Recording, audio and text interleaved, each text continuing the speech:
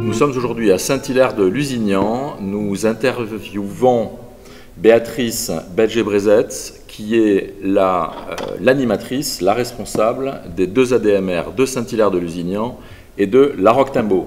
Son territoire est assez vaste, elle travaille sur un mi-temps, le matin à La Roque-Timbaud, l'après-mmidi à Saint-Hilaire. Bonjour Béatrice, donc merci beaucoup de nous recevoir. J'aimerais que tu nous présentes un petit peu tes activités et voilà, parce qu'on souhaitait rencontrer un travailleur social qui pourrait nous expliquer un petit peu quelles sont les problématiques dans le canton de l'Ouest Agenais. Et voilà, donc j'aimerais que tu nous expliques un petit peu ce que tu fais et on va échanger ensemble. D'accord. Je suis responsable de secteur à la DMR de La Roque-Timbaud et de Saint-Hilaire-de-Lusignan.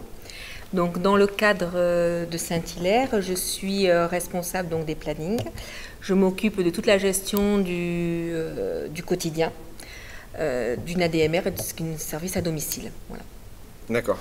Alors, on a identifié dans le cadre de la campagne certaines problématiques. Peut-être que toi, tu en vois d'autres.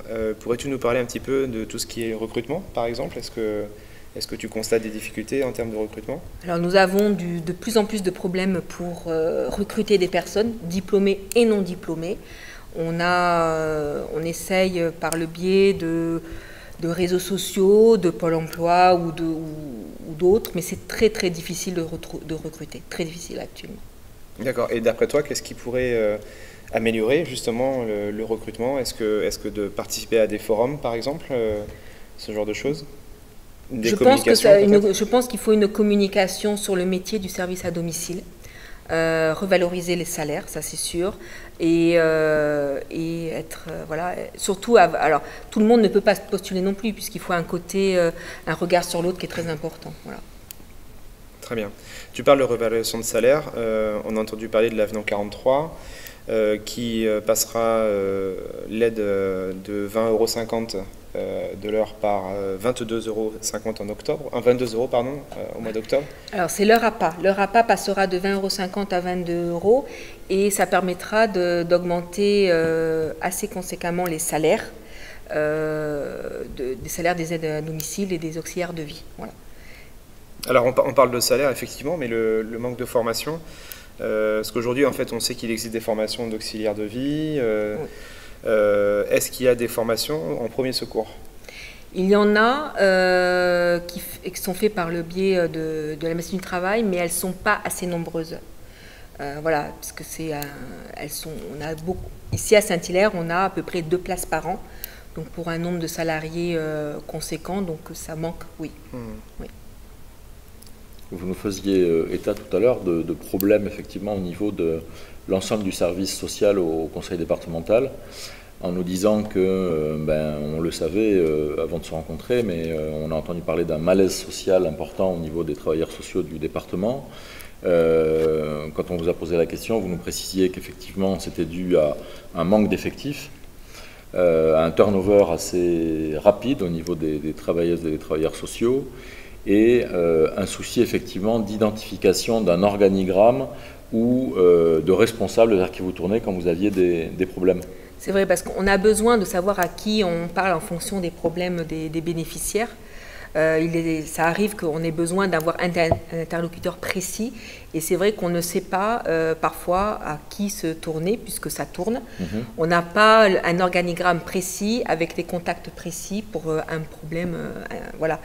Mais les assistantes sociales, les travailleurs sociaux ont un territoire très important, donc c'est vrai qu'elles ne sont pas disponibles tout le temps. Bien sûr. Voilà, les plans APA s'étalent sur 3 ans, et en 3 ans, il y a peu de contrôle. Donc il y a l'évolution malheureusement du bénéficiaire, l'autonomie évolue, voilà, et donc du coup il n'y a pas de contrôle pour évaluer, sauf si la famille le demande évidemment. Voilà. D'accord. Donc aujourd'hui en fait l'information elle remonte vers le département, mais en revanche là on constate c'est qu'il y a un vrai manque en fait de communication et de lien entre le département et qui redescendent jusqu'à vous, jusqu'aux travailleurs sociaux. Oui.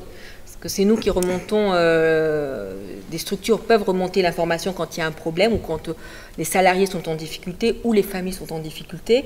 Là, on peut remonter l'information. Après, c'est vrai que s'il n'y a pas, si personne pendant le temps de l'APA, les 3 ans, il n'y a pas de contrôle, il n'y a pas de, voilà, s'il n'y a rien de dit, il n'y a pas de suivi. Voilà. Donc à minima, il faudrait que ce soit fait une fois par an, en fait, au moins qu'il y ait un suivi des dossiers. Je pense que ça, oui, au moins savoir si tout va bien. Voilà. Très bien.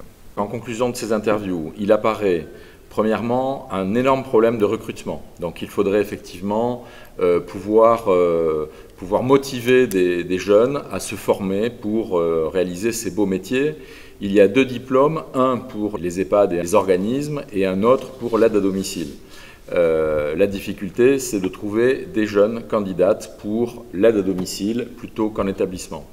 Deuxième problème, un problème de revalorisation salariale, mais là, il y a une bonne information, c'est-à-dire que le salaire horaire va passer de 20,50 € à 22 €, ce qui est une excellente chose. Et je peux...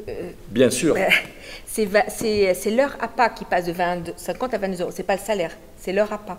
Et c'est ce qui va permettre de financer l'augmentation des salaires des salariés. D'accord. Voilà. Merci pour cette précision, Béatrice. Voilà. Ce qui signifie que, grosso modo, pour un travail moyen, l'augmentation du salaire de la travailleuse sociale serait d'environ 200 à 300 € par mois. À temps plein, oui. À temps plein supplémentaire.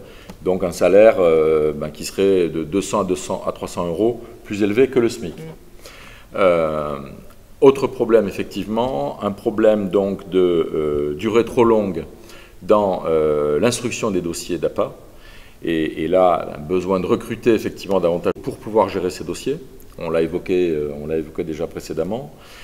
Un autre souci, donc, un malaise important au niveau des travailleuses et des travailleurs sociaux au niveau du département, un turnover qui est très rapide, donc nécessité de recruter au niveau du département, de façon à pouvoir couvrir des territoires moins importants, à être plus efficace et plus proche des gens. Enfin, un autre problème relevé est qu'il est impossible pour une responsable d'ADMR de pouvoir identifier un responsable social au niveau du département, pas d'organigramme, pas de personnes dédiées effectivement à répondre aux problèmes du quotidien dans ces domaines. Les salariés du service à domicile étaient des invisibles ante-Covid et sont devenus primordiaux post-Covid.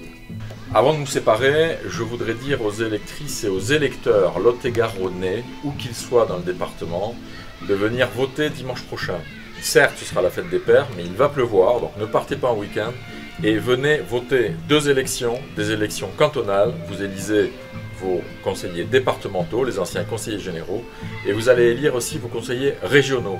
2 élections extrêmement importantes pour élire des locaux, des élus locaux qui sont à portée de main, à portée de porte, à portée de téléphone.